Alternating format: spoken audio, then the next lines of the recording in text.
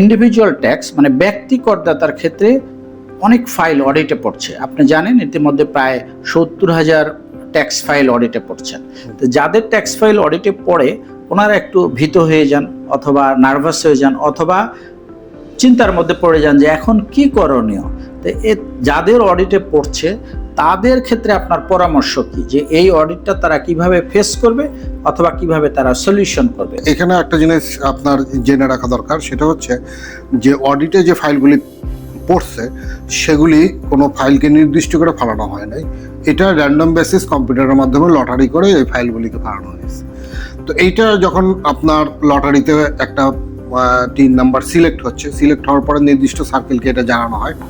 জানানোর পরে সার্কেল থেকে সংশ্লিষ্ট করদাতাকে একটা চিঠির মাধ্যমে জানানো হয় যে আপনার র্যান্ডম বেসিসে আপনার ফাইলটা সিলেকশনে আসছে, আপনারটা এটা অডিট করা হবে। এটা প্রথম চিঠিটা দেওয়া হয় যে তাকে জানানোর জন্য। দ্বিতীয় যে চিঠিটা দেওয়া হয় সেটা হচ্ছে তার ওই ফাইল বেসিসে কিছু ডকুমেন্ট চাওয়া হয়। আপনাকে যে কাজটা করতে হবে যে ওইখানে যে ডকুমেন্টসগুলি চায় সেই ডকুমেন্টসগুলিকে আপনাকে রেডি করে দিতে হবে।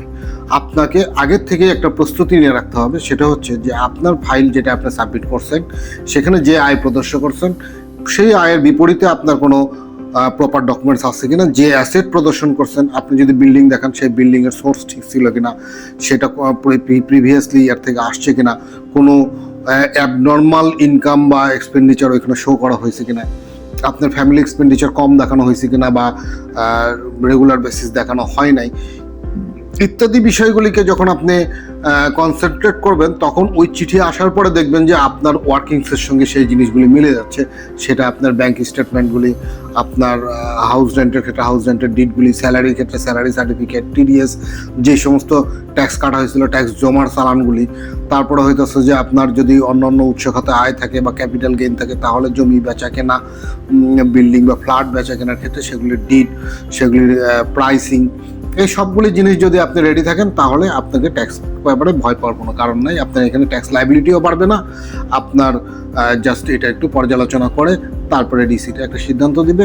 এক্ষেত্রে আপনি সার্বক্ষণিক ট্যাক্স অফিসের সঙ্গে একটা যোগাযোগ রাখা আছে। যে একজন করদাতার যে অডিট নোটিশটা পাচ্ছেন, নোটিশের পরিপ্রেক্ষিতে যে যে কোশ্চেনগুলো করে ঠিক আনসারগুলো ঠিক মতো দিয়ে ওটার সাথে এভিডেন্স দিয়ে এনক্লোজার দিয়ে আপনি যদি সাবমিট করেন এবং আপনার প্রপার যদি ইনকাম, অ্যাসেট, লাইবিলিটি এবং এক্সপেন্ডিচারগুলো যদি ঠিক মতো দেখানো থাকে এবং এই অ্যাসেট, লাইবিলিটির, ইনকামের, এক্সপেন্ডিচারের ডকুমেন্ট যদি ঠিক মতো আমরা দেওয়া হয় অ্যাজ পার এনবিআর এর রিকোয়ারমেন্ট অনুযায়ী, তাহলে আপনার কোনো ভয়ের কোনো কারণ নাই। যেভাবে চাবে ওইভাবে আপনি আপনার অডিটের রিটার্নটা উল্লেখ করবেন এবং এনবিআরকে এটা সাবমিট করবেন।